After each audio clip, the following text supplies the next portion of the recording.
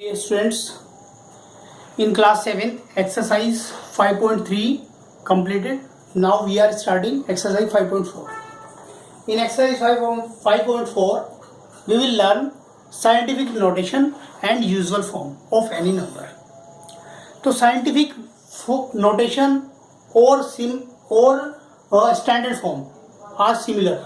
You can say standard form or scientific notation. Clear? तो scientific notation, what is this? It will be from near, between. Clear? It will be between 1 to 10, between 1 and 10, and always. It will be between 1 and 10 always and in power form. यानी कि जो numbers होंगे वो 1 and 10 के बीच के होंगे, और जो आपका ये साथ में होगा तो वो पावर फॉर्म भी होगा, power form. Clear? Second example देखिए जरा. एग्जाम्पल कैसा होगा? जैसे 2.3 इंटू 10 टू दी पावर 9, ये हमारी साइंटिफिक फॉर्म होती है. 7.59 इंटू 10 टू दी पावर 8, देखिए जरा, ये नंबर जो है बिटवीन 1 एंड 10 है या नहीं? क्लियर? और पावर फॉर्म भी साथ में है, एक्सपोनेंशियल फॉर्म. तो ये हमारी साइंटिफिक नोटेशन होती है. यूजुअल फॉर्म कैसी होती है? जनरली जैसा हम नंबर लिखते हैं, एग्जाम्पल 250000 किलोग्राम, या मीटर या किलोमीटर, कुछ भी बोल सकते हैं, यूनिट कुछ भी ले सकते हैं. तो ये हमारी यूजुअल फॉर्म होती है. और जो ये एक्सपोनेंशियल फॉर्म में लिखे रहते हैं बिटवीन 1 एंड 10, तो ये हमारी साइंटिफिक नोटेशन होती है. तो आपकी इस एक्सरसाइज में वो क्या कराने वाला है, कुछ नंबर्स आपको देगा, या तो उन्हें वो साइंटिफिक नोटेशन में कन्वर्ट कराएगा, ठीक है, यूजुअल देगा, साइंटिफिक नोटेशन में कन्वर्ट कराएगा, या फिर साइंटिफिक नोटेशन देगा और यूजुअल फॉर्म में कन्वर्ट कराएगा.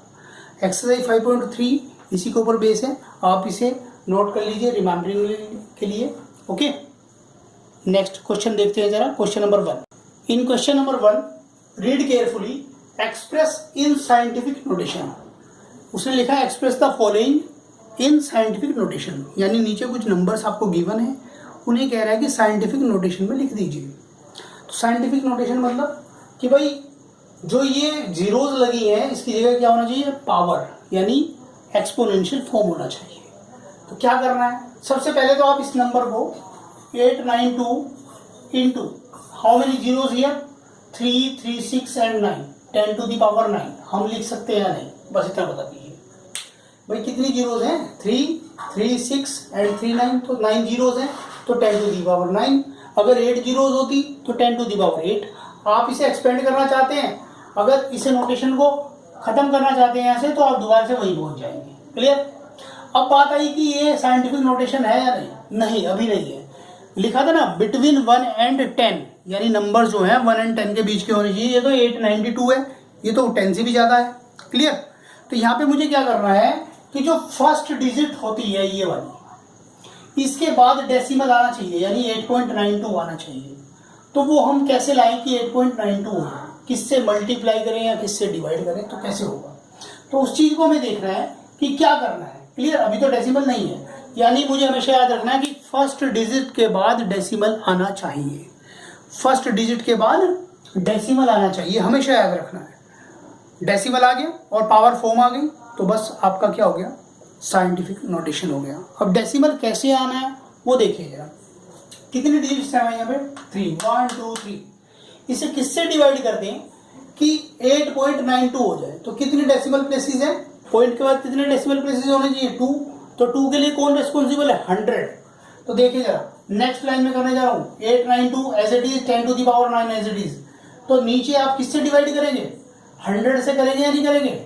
जब 100 से डिवाइड करेंगे तो 100 से मल्टीप्लाई भी तो करना पड़ेगा. It is the rule of mathematics to balance any number और इक्वेशन, कि किसी भी नंबर को अगर बैलेंस करना है या इक्वेशन को बैलेंस करना है तो जितने से डिवाइड किया है उतने से मल्टीप्लाई भी करनी पड़ेगी, जितना नंबर ऐड किया है उतना सब्ट्रैक्ट भी करना पड़ेगा. तो मैंने 100 से डिवाइड क्यों किया है? क्योंकि मुझे एक होल के बाद, यानी 8 के बाद डेसिमल चाहिए. तो कितने डेसिमल प्लेसेस बनेंगे? 2. तो उसके लिए 100. अगर 3 डेसिमल प्लेसेस होते हैं तो उसके लिए 1000, क्योंकि 1000 में 3 जीरोज होती है. क्लियर? अब देखिए जरा, 100 से यहाँ मल्टीप्लाई कर दिया, इससे डिवाइड होने जा रहा है. जब इससे डिवाइड करेंगे तो 8.92 बनेगा नहीं बनेगा? तो 8.92 इंटू इसके पास कितनी जीरोज है, ये 10 to the power 9 as it is, इसके पास कितनी जीरोज है 10 टू द पावर 2।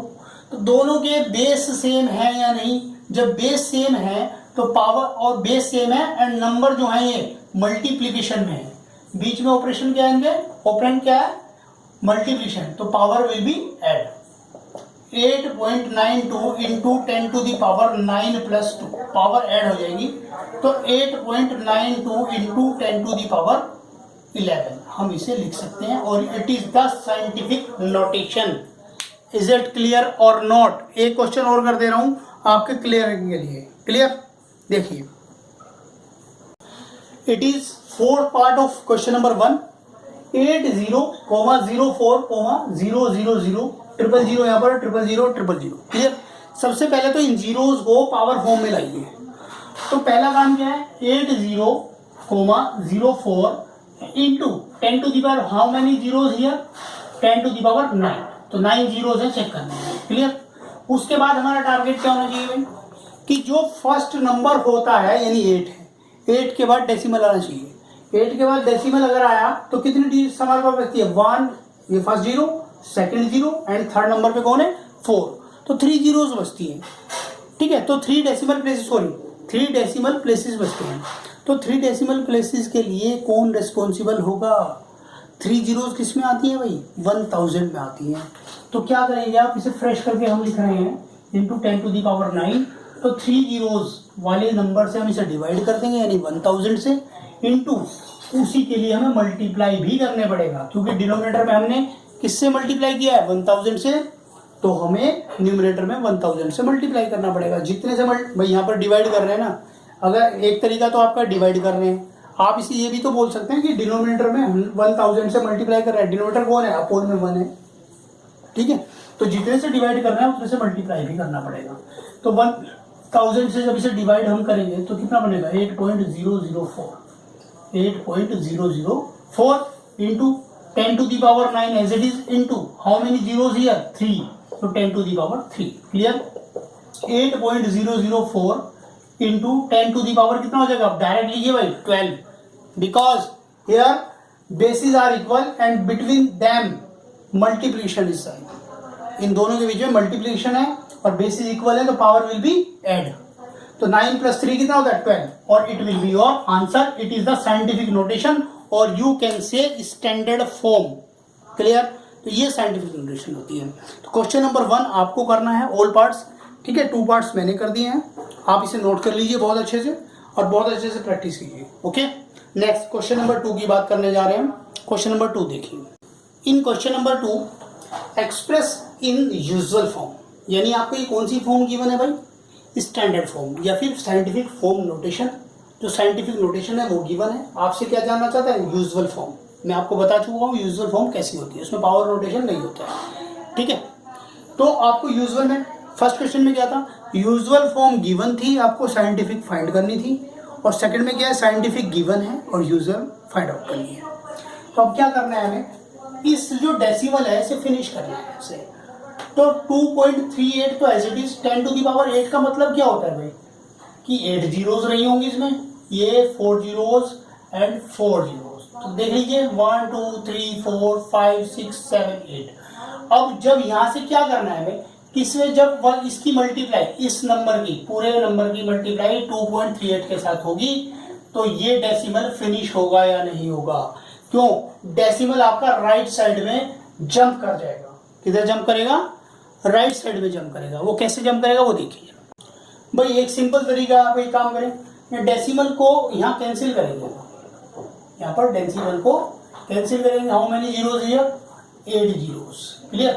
तो डेसिमल जैसे ही हम कैंसिल करेंगे यहाँ से तो कितनी डेसिमल प्लेसेस है 2, तो 2 जीरोज रिस्पॉन्सिबल होगी, अपोल में 100 कर देंगे।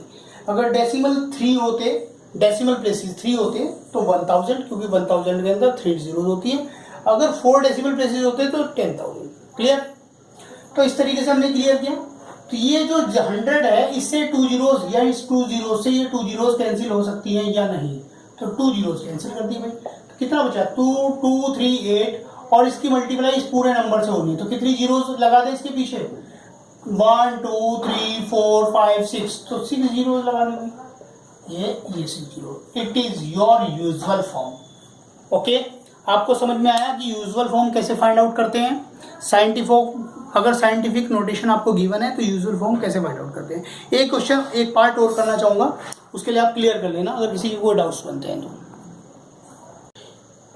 इन question number 2 part number 5 check करिए, 2.394 इंटू 10⁴ रिटर्न है।